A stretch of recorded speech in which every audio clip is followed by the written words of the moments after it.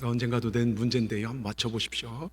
우리나라에서 똑똑하다는 대전의 카이스트 대학의 시험 문제, 이런 문제가 나왔다고 합니다. 1m 3.5kg의 연어 한 마리가 90도 되는 경사가 90도 되는 8m의 폭포를 뛰어오르려면 얼마만한 에너지가 들까요? 1시간 동안 학생들이 수학 공식을 들여가면서 막 푸는데 한 학생이 아주 쉽게 답을 쓰고 나갑니다. 교수님이 이놈 천재인가 보다 하고 시험지를 펼쳐봤더니 죽을 힘을 다해서 뛴다 이렇게 써놨대요. 죽을 힘을 다해서 목회를 해보고 요즘 죽을 힘을 다해서 전도를 해봐도 죽을 힘을 다해서 교육을 해도 교회 학교 또 교회가 부흥이 될까 말까입니다. 자녀 교육도 그런 것 같아요. 죽을 힘을 다해도 참 쉽지가 않습니다. 그래서 첫 아이를 기르며 말하는 엄마들의 공통된 말이 내가 애나 길러보니까 부모님 마음 이제 좀 알겠더라. 근데 조금 더 생각해 보면 아이를 길러보다 보면 하나님 아버지의 마음을 이해하게 됩니다. 내 자식 속썩일 때 내가 하나님 앞에 얼마나 속썩이는 자녀인가를 알게 되고요. 자식들이 날 행복하게 해줄 때 날 보고 하나님이 얼마나 기뻐할까, 행복해 하실까 깨닫게 되고, 자식 문제로 잠도 못 자고 밥도 안 넘어가고 눈물 날 때 날 보고 하나님이 얼마나 아파하셨을까 느끼게 됩니다. 이런 부모에게 있어서 자식은 진짜 신비로운 존재죠. 세상 장사 가운데 가장 손해보는 장사가 자식 장사 아닙니까? 자식 농사 아닙니까?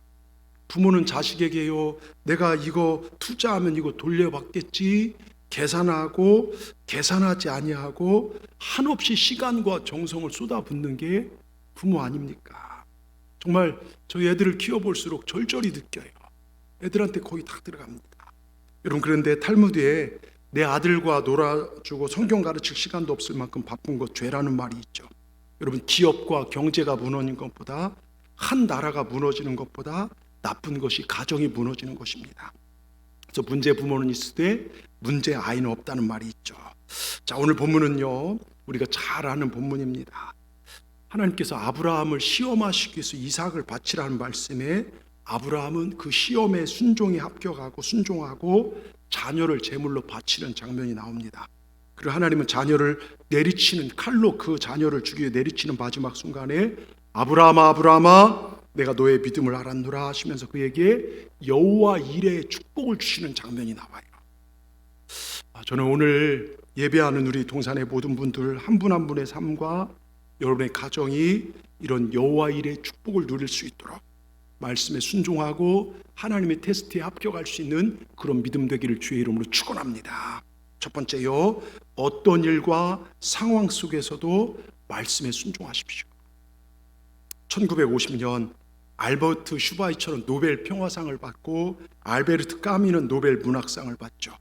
슈바이처는 그것으로 아프리카 난치병 환자들에게 병실을 지어주어서 지금까지 수많은 사람들이 그 병실에서 병이 나았죠. 그런데 까미는 파리 근교에 멋있는 별장을 짓고 주말마다 거기 가서 쾌락을 즐깁니다. 어느 주일 아침 교회를 가지 않고 예배 시간 애인과 함께 별장으로 차를 몰고 달려가다가 교통사고로 이 세상에 막을 내리게 되죠. 자, 여러분, 분명한 곳에 뿌리를 내리시길 주의 이름으로 축원합니다. 세상의 화려함 거기에 뿌리 내리는 것이 아니라요, 오늘 여기 분명한 곳에 뿌리 내려 복을 받은 한 가문이 있습니다. 바로 아브라함 가문입니다. 아브라함과 이삭이요. 하나님께서는 아브라함에게 그 자식 이삭을 제물로 바치라고 합니다. 무슨 하나님이요 인신제사를 받고 그런 분이 아니에요. 정말 보도 듣도 못한 하나님이 이런 분이셨나 하는 그런 시험을 하세요. 이해가 안 돼요. 그런데 이삭이 아브라함에게 어떤 의미입니까? 하나님이 주신 그 존재예요. 또 인생 전부입니다. 눈에 집어넣어도 안 아플 아들이죠. 그런데 이상하게 하나님은 내가 사랑하면 사랑할수록 내가 가장 좋아하는 것을 제물로 드리라고 말씀합니다. 그것도 번제예요. 여러분, 번제가 무엇입니까? 조각을 내는 거예요. 소를 잡아서 조각을 내고요, 온전히 불태워드린 제사입니다. 그래서 온전제사, 불로제사인 데서 화제라고 합니다. 자식을 번제로 드리라는 게 무슨 의미인 줄 아십니까? 그 자식 반절은 네 거고 반절은 내 거다, 이게 아니에요. 100% 하나님의 것이다, 이런 뜻이에요. 여러분 기억하세요. 온전히 불태워 바치라는 것입니다. 자, 이삭은 아브라함 낳을 수 있어 낳은 아들이 아니죠. 도무지 낳을 수 있는 상황이 아니었어요. 100세가 돼서 사라는 이미 여러분 폐경기가 지나도 한참 지났어요. 여사로서 여러분 생식 능력이 떨어진 그런 상황에서 불가능한 상황 속에 얻은 아들이 이삭입니다. 여러분 가정의 자녀들 여러분 가정의 자녀들 가운데요 하나님이 주시지 않은 자녀가 누가 있겠습니까? 그렇지 않습니까? 여러분 번제로 드리라는 이 말은요 그 자녀들 내 것이다. 하나님 자녀임을 깨끗이 인정하고 살아가라는 거예요. 여러분 근데요 아버지 아브라함은요 깨끗하게 그 상황 속에서 아들 이삭이 하나님 것임을 인정해 바쳐요. 그런데 이 아들 이삭도 대단해요. 우리 자녀를 잘 들으세요. 모리아 산으로 올라가며 얼마나 궁금한 게 많았을까요? 아버지가 자신을 결박할 때요 정말로 뿌리칠 수 있잖아요. 저희 아들놈 보니까 제가 한 대 때릴까 후다닥 피해 도망가더라고요. 그런데 제단 위에 올려놓을 때 묵묵히 그 사실을 받아들여요. 하나님의 계획을 깨끗이. 그래서 이삭이 복을 받는 거예요. 여러분 말씀 앞에 묵묵히 이건 나랑 안 맞아 뛰쳐나가는 게 아니라 그 말씀 앞에 순종하는 것.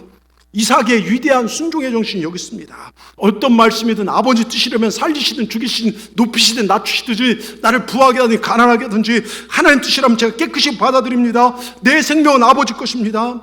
삶으로 보여줘요. 그리고 하나님께서 이들 부자에게 여호와 일의 축복 어마어마한 복을 주십니다. 여러분 기억하십시오. 부모의 충성이 자녀의 복이 된다는 걸. 여러분 인류 역사상요 하나님의 가장 큰 복을 받아 역사에 가장 큰 흔적들을 남긴 가문 가운데 하나가 록펠러 가문. 여러분 들어보셨죠? 록펠러 제가 몇 번 얘기했죠. 세계적인 기독교 대학 수많은 자선단체 역사를 움직인 교회들을 수없이 남긴 가문이 록펠러 가문입니다. 근데 록펠러 가문의 자녀 교육 방법은 록펠러 어머니가 성경을 읽다가 유언처럼 자녀에게 준 10가지를 근거로 하는데요 그걸 줄이면 4가지예요. 한마디로 하면 하나님 앞에 구별된 존재로 살아가는 거예요. 이렇게 자의식을 그럼 어떻게 훈련해? 첫째, 하나님의 나를 구별하여 살도록 했습니다. 자기 자신이 구별된 존재이듯이 구별된 날이 있다. 이게 뭡니까? 주일 성수예요. 여러분 이 주일은요 구별된 날입니다. 그래서 우린 일요일이라고 하냐고 주일이라고 해요. 주님의 날. 여러분 주님의 날을 구별하시길 바랍니다. 그래서 록펠러 가문의 모든 가정의 가족들은요 일찍 예배당에 가서 앞자리에 제일 먼저 앉아 최선의 예배를 드리도록 교육한 것입니다. 이 교육 여러분도 시키시길 바랍니다. 예배에 늦지 않기를. 우리 자녀들 예배 잘 드리죠. 또 예배의 관람자가 아니라 예배자가 되라는 것입니다. 1시간 정도 왔다가 예배가 아니라 구별된 시간으로 이 시간은 하나님 것입니다. 이걸 가르쳐야 돼요. 세상 방법이 아니라요. 그 다음에 하나님의 사람들을 구별하여 가까이 사귀었습니다. 여러분 록펠러는 거의 5,000개가량의 교회를 지면서도 여러분 주의 종들을 무수히 어려운 사람들을 섬겼어요. 하나님 쓰는 사람들을 구별하여 가까이서 교제했어요. 우리 교회가요 선교사님들을 섬기고 또 여러 목사님들을 섬기고 여러분 섬길 수 있다는 게 얼마나 감사한지 몰라요. 근데 그게 우리에게 복이 된다는 사실. 또 물건 가운데 하나님 것을 엄격히 구별했습니다.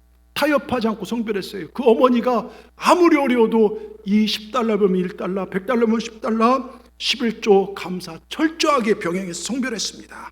그리고 4번째, 말을 구별하여 하도록 훈련했어요.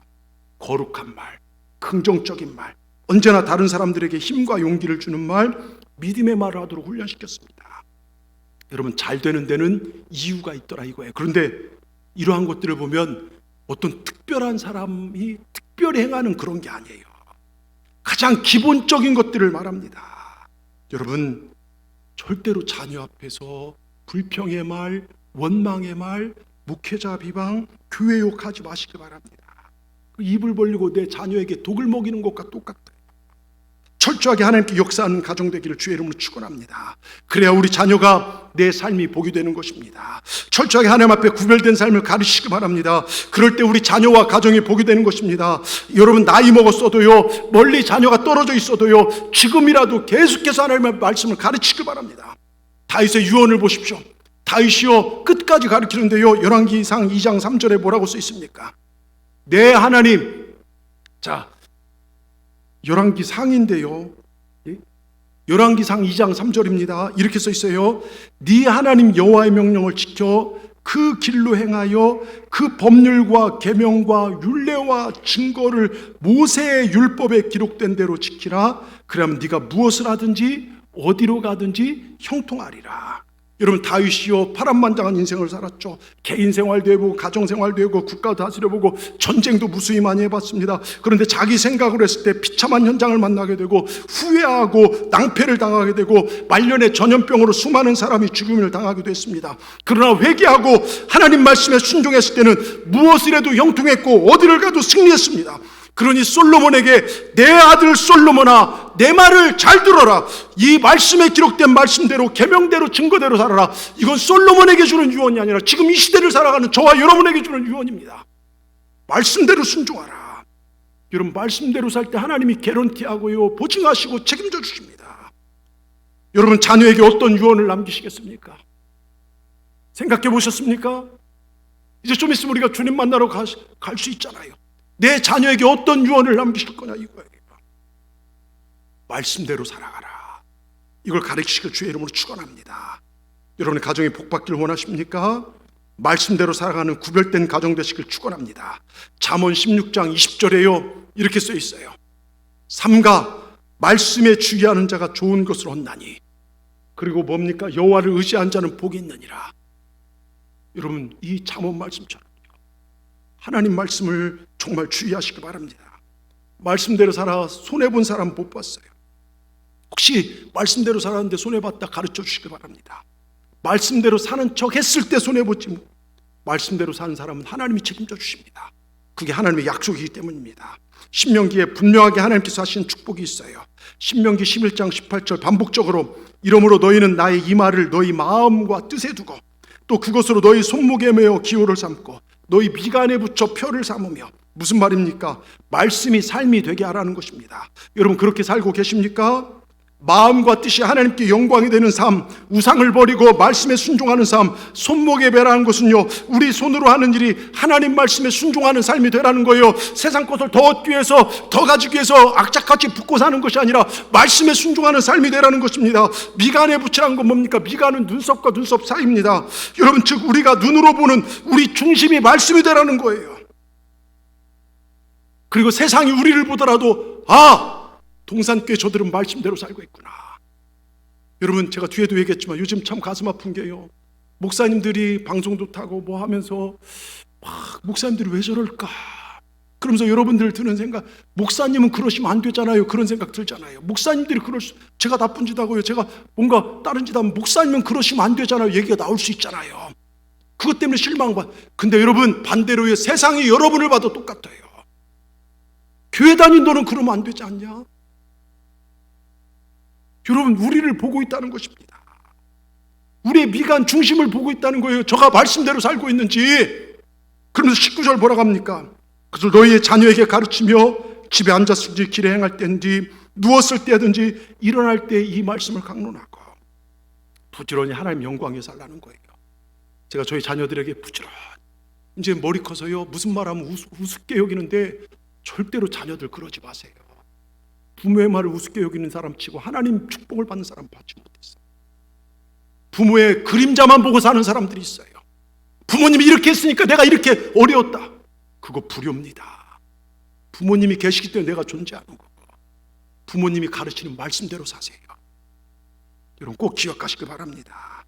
그럴 때 우리가 복을 받아요. 끝으로요, 아니 두 번째, 벌써 끝으로 가면 안 되죠. 두 번째요, 되게 끝으로 가니까 막 되게 좋아하는, 두 번째 우리 제목을 같이 읽겠습니다.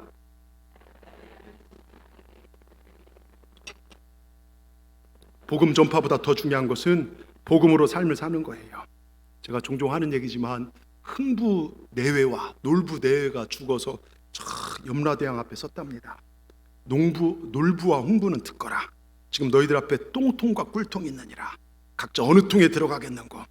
놀부가 잽싸게 먼저 말합니다. 저는 꿀통에 들어가고 싶습니다. 염라대왕 하는 그런가 하는 수 없군. 놀부는 꿀통에, 그리고 흥부는 똥통에 들어갔다 나오너라. 염라대왕이 하는 대로 섰대요. 염라대왕은 그러더니 너희 두 형제는 서로 마주 서거라. 그리고 상대의 몸을 서로 핥아주어라.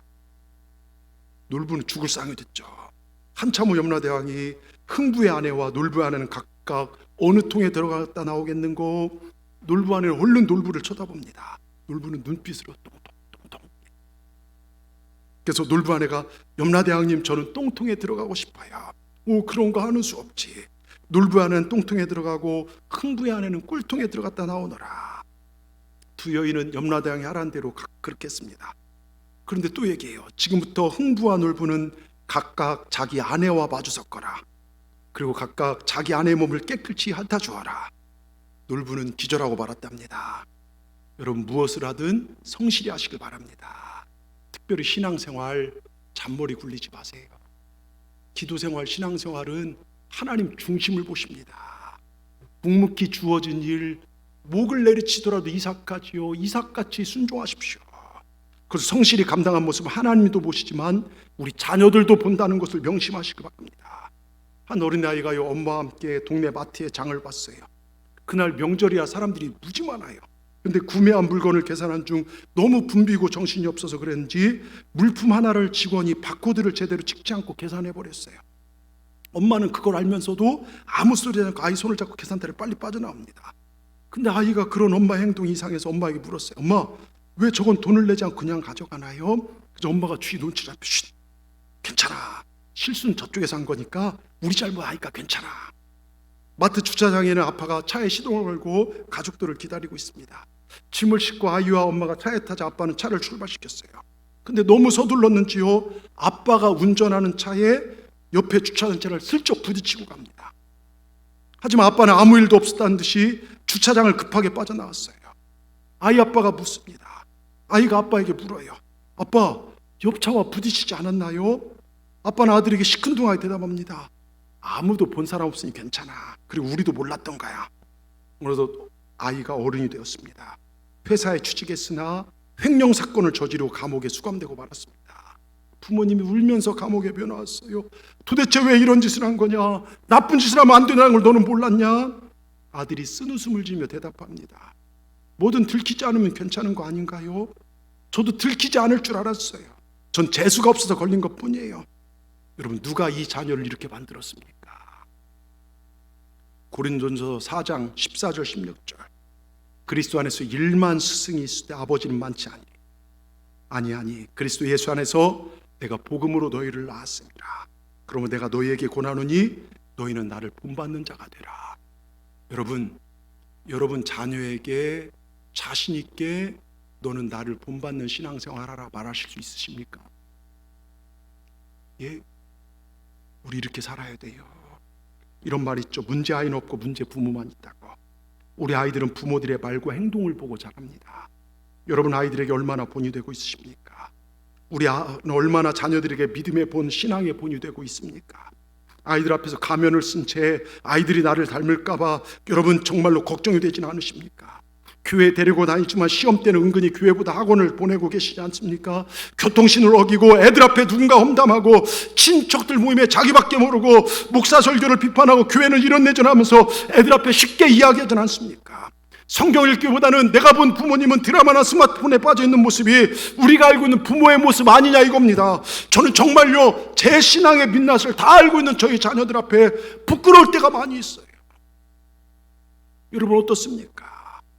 사도 바울은 고린도 교인들을 향하여 그리스도 예수 안에서 복음으로서 너희를 낳았다. 스스로 스승이 아니라 아버지라고 얘기합니다. 나를 본받으라 이야기합니다. 적어도 내가 신앙인이라면 자녀들에게 너희들 나를 본받으라. 여러분 그렇게 이야기할 삶을 사시기 바랍니다. 슈바이처 박사에게요 성공적인 자녀 교육에 대해 3가지를 말해달라고 하자 슈바이처 박사가 첫째도 본복이요 둘째도 본복이요 셋째도 본복이다. 여러분 어릴 때요 교회 주일학교에 잘 다니는 아이들이 대학생만 되면 교회를 떠나요. 어릴 때는 의미도 모른 채 엄마 아빠 손잡고 교회 가고 교회 가면 친구들 만나고 맛있는 간식 먹는 재밌게 가지만 대학생들로 철이 들면 엄마가 믿는 예수님 아빠가 믿는 교회가 싫어서 냉담자가 되어 교회를 떠난다고 합니다. 여러 가지 요인들이 있겠죠. 세상이 쾌락에 빠져서 술 취하고 방탕하다 보니까 그렇게 빠진 애들이지만 부모님들의 교회에서와 가정에서 모습이 너무나 달라서 그 유선적 모습에 하나님은 계시지 않구나. 떠난다는 겁니다. 교회에서는요, 직분자라는 목사라는 거룩이란 가면을 쓰고 있지만 가정에서는 아이들 앞에 신앙의 본이 안 되고 권위와 고집으로 교회에 가기만을 강요하기 때문에 우리 자녀들이 잘못하면요, 아니 교회 다니는 애가 왜 그래? 목사 자녀가 왜 그래? 장로 권사 아들이 그러고 다니면 엄마 아빠 고개를 들고 다닐 수가 없어. 이런 말로 혼낼 때가 많죠. 그럼 아이들은요, 나는 교회에 다닐 자격도 없는 나쁜 아이구나, 교회에 나가는데도 게임에 중독되거나 나쁜 짓을 하는 나는 하나님도 포기한 아이인가 봐, 이런 생각으로 더 낙심한다고 합니다. 여러분, 교회를 다닌다고 해서 완벽하지 않은 연약한 지체임을 인정하고 아이들을 사랑으로 이해하고 대화하고 용서해야 돼요. 여러분 보세요. 여러분 신앙 누가 완벽합니까? 우린 완벽하지 않지만 완전하신 주님께서 우리를 사랑으로 감싸주셔서 여기까지 온 거예요. 여러분 지금요, 대학교 캠퍼스 크리스찬 비율이요, 저희 학교 다닐 때 한 반에요, 애들도 많았지만 예수 믿는 애들이요 50%가 넘었어요. 근데 지금은요 2% 3%라는 거예요.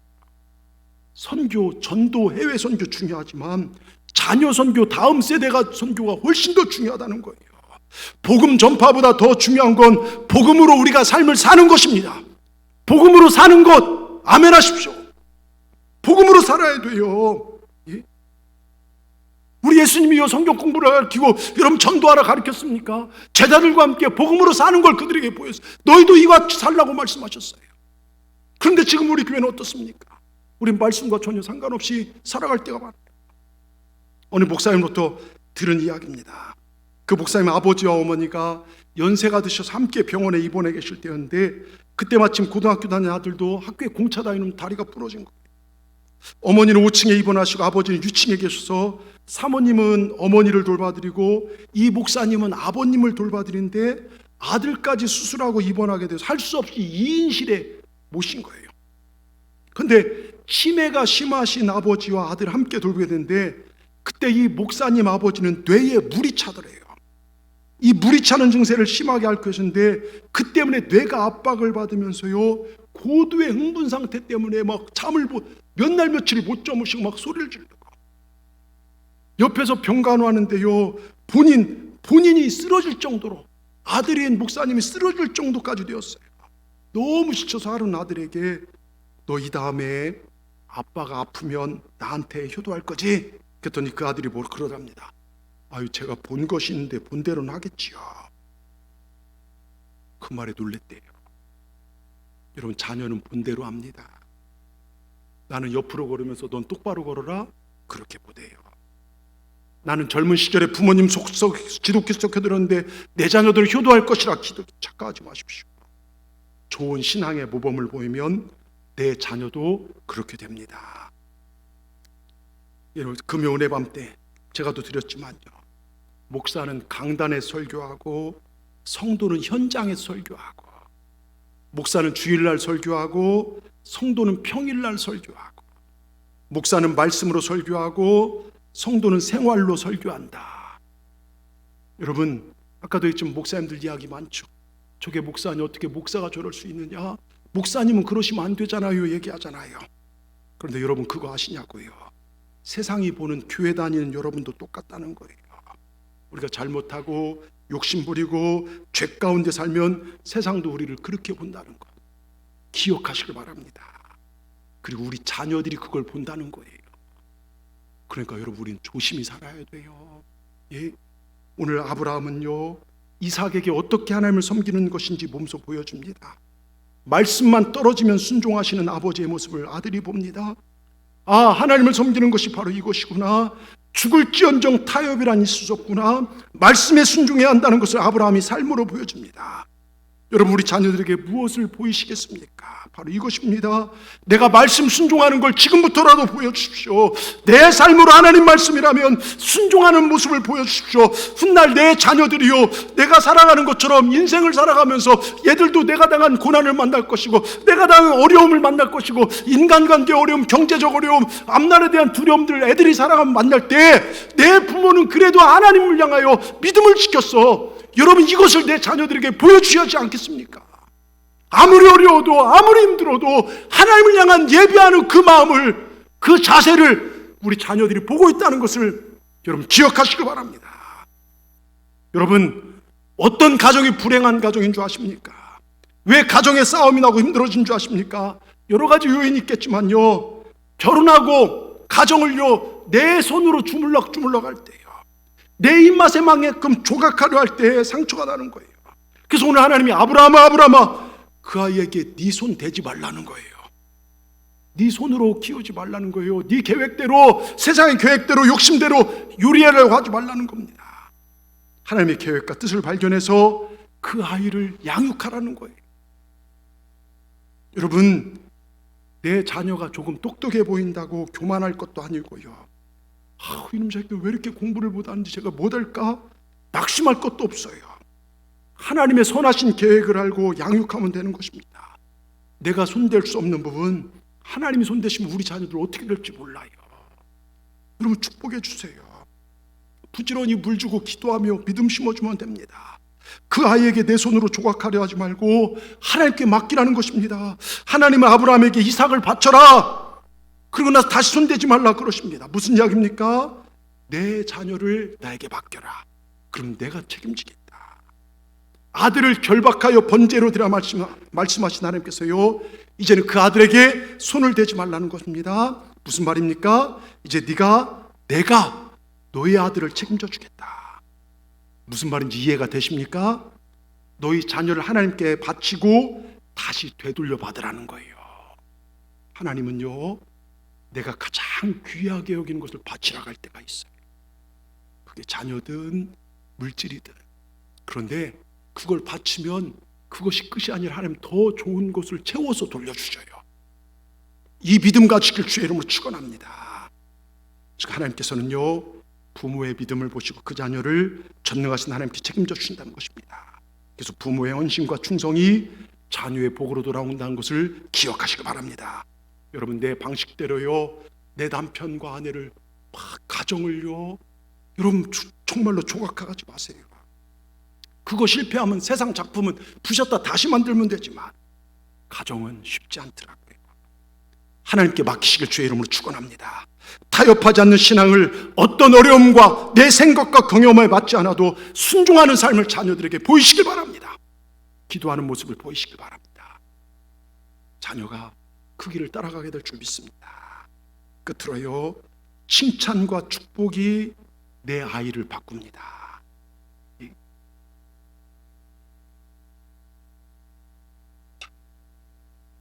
복음성가 중에 축복송이라는 노래가 있죠. 지난 금요은혜의 밤 때도 아이들을 축복하며 가정을 축복하며 마지막 찬송 부르면서 기도했던 찬송인데요, 우리 아이들이요 지난 금요일날 비가 엄청 많이 왔어요. 교회가 물이 막 새갖고서 제가 3번이나 와서 막 그거 닦고 짜고 아주 허리가, 비가 엄청 오는데도 저 중림에서 다 보니까 저 여천 신동아에서 애들 데리고 쫙 왔어요. 근데 그 애들이 강대상 앞에 나와 얘들을 축복하면 부르는데요, 애들이 막 앞에서 웃는데 얼마나 이쁜지요. 여러분, 하나님께서 특별한 복을 더하실 것이라 믿습니다. 저는요 저희 동산의 자녀들에게 복이 있기를 주의 이름으로 축원합니다. 오늘 예배하는 여러분의 삶에 복이 있을지어다. 이런 목사의 이 선포를 믿음으로 받을 때 하나님 여러분에게 은혜 주실 줄 믿습니다. 이 찬송이 그렇죠. 너무 잘 알죠. 때로는 너의 앞에 어려움과 아픔이 있지만 담대하게 주를 바라보는 너의 영혼 우리 볼 때 얼마나 아름다운지 너의 영혼 통해 큰 영광 받으실 하나님을 찬양. 오 할렐루야. 여러분, 저는 오늘 예배하는 여러분이 어떤 어려움에도 담대하게 주를 바라보고 여러분의 삶을 통해 하나님께 큰 영광 받으시길 원합니다. 저는 목사로서 소원이요 다른 곳 없어요. 제가 무슨 외제차를 타겠습니까? 제가 무슨 아니에요. 우리 성도들이 믿음 안에서 종말의 최후 승리자들 되는 거예요. 이게 무슨 얘기인 줄 아십니까? 우리 중에 한 명도 지옥 가는 자 없기를 주의 이름으로 축원합니다. 정말 최후 승리하는 우리 교회가 되고 싶고, 또 하나 이 땅에서 우리가 복을 받아 아무리 힘들고 어렵고 세상에 고난이 오더라도 하나님을 향한 믿음이 흔들리지 않고 그 길을 걸어가는, 하나님께 영광 돌리는 성도들이 되는 것, 이게 저의 소원입니다. 저는 오늘 예배하는 여러분이요, 그런 삶이 되기를 정말로 진심으로 축복합니다. 여러분, 축복은요 아편 같은 게 아니라 이건 성경에 나와 있는 위대한 메시지예요. 하나님의 신명기나 이런 데 말씀에 순종할 때 내가 너에게 복을 더한다고 했습니다. 우리 성도 앞에도 어려움이 있을 수 있으나 우리 믿음의 사람들은 어려움 가운데 주를 바라보고 승리합니다. 하나님께 영광 돌리고 그 영혼이 아름다워지고 그 영혼을 바라보는 내 이웃과 형제들이 그것을 기쁘게 바라보고, 이것이 여러분 예수 믿는 사람들의 축복인 줄 믿습니다. 여러분, 최근요 미국의 교육학자들이 공동으로 연구해 보았네요. 가정과 학교에서 매질하는 것, 막 혼내키는 것이 아이들 행동이나 성품을 얼마나 바꿀 수 있을까? 근데 오랫동안 연구한 결과 아니라는 거예요. 상처만 남긴다는 거예요. 이 결론을 내리게 됐어요. 근데 저를 보니까 그런 것 같아요. 저도요, 제가 성장하면서 혼나고 막 이런 거는 제 안에 쓴뿌리로 남아있더라고요. 정말 감정이 섞이지 않은 상태에서 차분히 엄마와 아이가 함께 손을 잡고 기도하고 아이의 동의하에 이제 엄마가 너에게 손바닥 3대를 때릴 테니 이것은 네가 이래서 안 된다는 것을 배우는 시간이야. 엄마 알았어요. 그런 것 외에는 사랑으로 때리는 작은 매질에는 아무런 효과가 없다는 거예요. 여러분, 내 손으로 자꾸 되려고 하지 마십시오. 내 입맛대로 자녀들을 키우려고 하지 마시고 주님의 말씀으로 복음으로 양육하시고, 우리 자녀들은 과거의 쓴뿌리만 묵상하지 마시고 부모님의 가르침에 아멘할 줄 알아야 되고요. 여러분 보세요. 죄요, 이 죄 때문에 모든 사람은 지옥 갈 수밖에 없어요. 죄값으로 우린 죽고 지옥 갑니다. 이 죄를 사할 수 있는 게 뭡니까? 용서예요. 용서예요.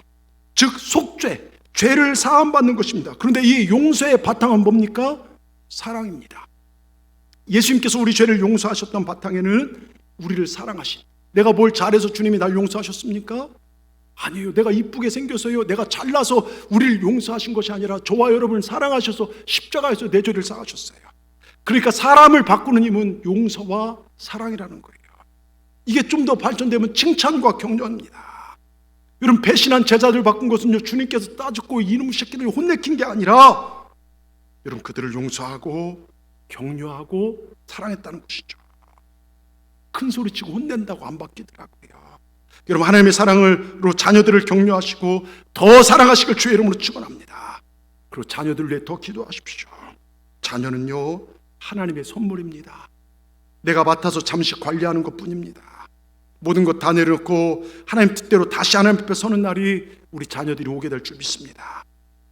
여러분, 모든 사람은 사랑받기 위해 태어났어요. 우리 옆분들 바라보면서 당신은 사랑받기 위해 태어난 분입니다 하고 인사했으면 좋겠어요.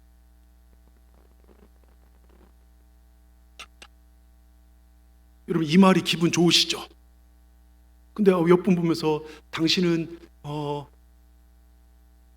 질책받기 위해 태어난 재수없는 존재입니다, 이런 얘기 들으면 기분 나쁘겠잖아요. 여러분, 제가 칼럼도 우종민 교수라고 그 백병원 인제대 교수고요, 백병원 정신과 교수, 이분 TV 강연에서 한 여자 청중을 세워놓고요, 제가 지금부터 새빨간 거짓말할 것입니다. 그 여성을 그러면서 새빨간 거짓말하면서 칭찬하기 시작합니다. 귀태가 뛰어납니다. 책임감이 있어 보입니다. 어디 가나 리더십을 발휘한 인물입니다. 유머 감각이 탁월해서 어디 가든지 분위기를 따뜻하게 만들 인물처럼 보입니다. 그러나 물었대요. 기분이 어떻습니까? 기분 좋은데요? 그러더랍니다. 제가 분명한 새빨간 거짓말을 얘기했습니다. 그랬더니 청중들이 와 하고 웃어요. 여러분, 가짜로 하는 칭찬도 효과가 있다는 거예요. 예? 무슨 이야기입니까? 실제로 그렇지 않더라도 격려하고 사랑받으면 행동과 삶이 점차 바뀐다는 거예요. 예? 저도 어렸을 때요, 저희 어머니 아버지에게 많이 혼났을 것 같습니까? 안 혼났을 것 같습니까?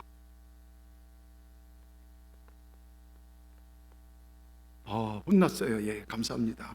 예. 이 일부 때 물어봤더니 이분들이 대답을 안 해. 처세를 하셔요, 이분들은. 예. 대답을 안 하시는데, 하여튼 저희 어머니한테 많이 혼났어요.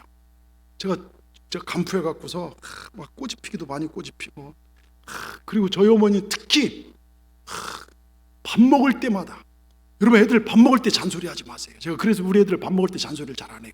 그 기도로 축복을 하는데요. 그놈의 김정웅 그놈이 저는 싫어요. 예? 그놈 자식하고 저를 많이 비교해요. 걔는 뭐 청소도 잘하고 정리 잘하는데 너는 이게 뭐냐. 하여간 그때 소화불량 걸려서 지금까지도 속이 제가 안 좋아요. 그리고 또 맘잡고 좀 공부하려면 이놈의 자식아 공부 좀 제대로 해라. 그럼요. 제가 그럼 공부 더 잘할까요? 아니에요. 방에 딱 들어 책 딱 덮어버려요. 누구 손인지 한번 보라고 막. 지 손인 줄 뻔히 알면서도 그렇게 얘기해요. 근데 저희 아버님 가끔 아들아 힘내라. 우리 종광이 열심히 하네 그러면요. 저희 아버님 새벽기도 어머니 갈 때 깰 때까지 제가 그 모습 보여주고 싶어서 그때까지 공부할 때도 있었어요.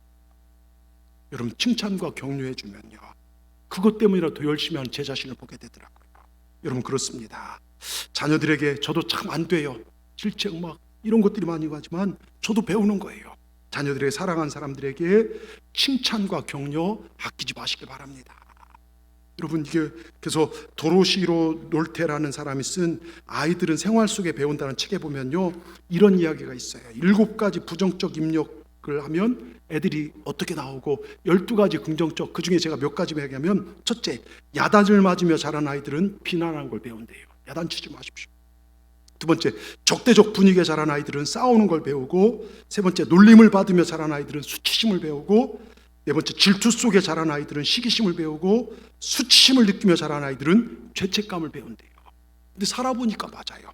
근데 12가지 긍정적 입력을 애들에게 했더니 몇 가지 말씀드리면, 격려를 받으며 자란 아이들은 자신감을 배우고, 관용 속에 자란 아이들은 인내심을 배우고, 칭찬 속에 자란 아이들은 남을 인정하는 걸 배우고, 포용 속에 자란 아이들은 사랑을 배우고, 인정을 받으며 자란 아이들은 목표를 갖는 것이 좋다는 걸 배우고, 서로 나누며 자란 아이들은 관대함을 배우고, 정직함 속에 자란 아이들은 진실함을 배우고, 친절과 배려 속에 자란 아이들은 남을 존중하는 법을 배운다는 겁니다.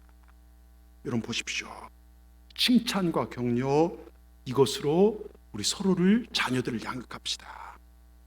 또한 성도들 간에도요, 남편과 아내 사이에도요, 아유 당신이 뭘 알아. 저는 이 얘기 들을 때 막 너무 속상하더라고요. 요즘 웃자고 저한테 가끔 하는데, 안 계셔갖고 제가 얘기하는 건데, 뭘 알아 무시하지 마시고요.